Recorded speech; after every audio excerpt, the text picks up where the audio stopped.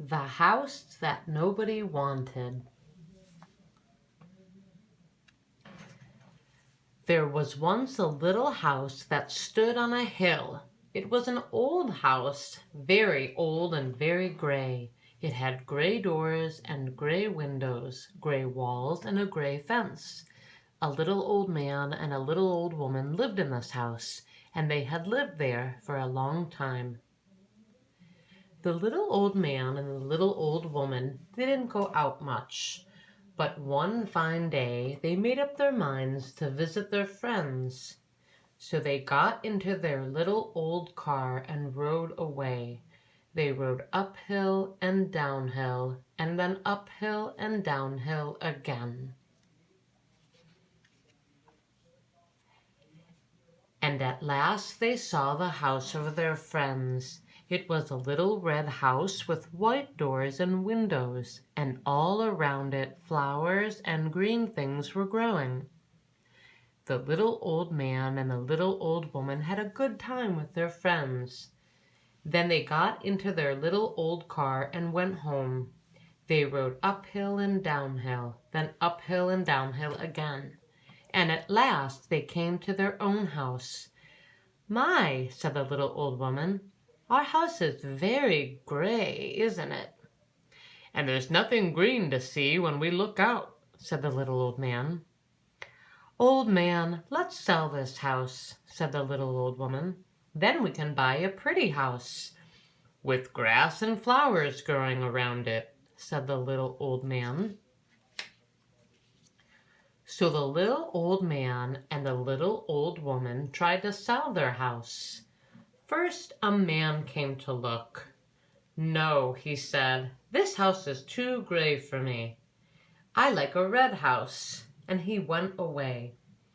"Oh dear," said the little old woman. "Let's paint the house red," said the little old man. "Then maybe someone will buy it." So the little old man and the little old woman painted the house red. Soon after, a woman came to look. "I like a house that has white windows and white doors," she said. "I like a white fence and a white gate too." And she went away. So the little old man and the little old woman painted the windows white.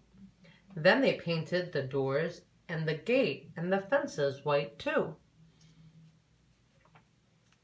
Soon after that, a man and a woman came to see the house. They liked the house. "But it's so gray inside," said the woman, and they went away. So this time, the little old man and the little old woman painted the walls inside the house. They painted some walls yellow and some walls blue. Soon another man came to see the house. "This is a pretty house," he said, "but I'm looking for a house with a garden." And he too went away. The little old man and the little old woman began to work on a garden. Soon green grass was growing. Then one day there were flowers, red and purple and yellow, growing all around the house. "Now someone will want to buy this house," said the little old woman.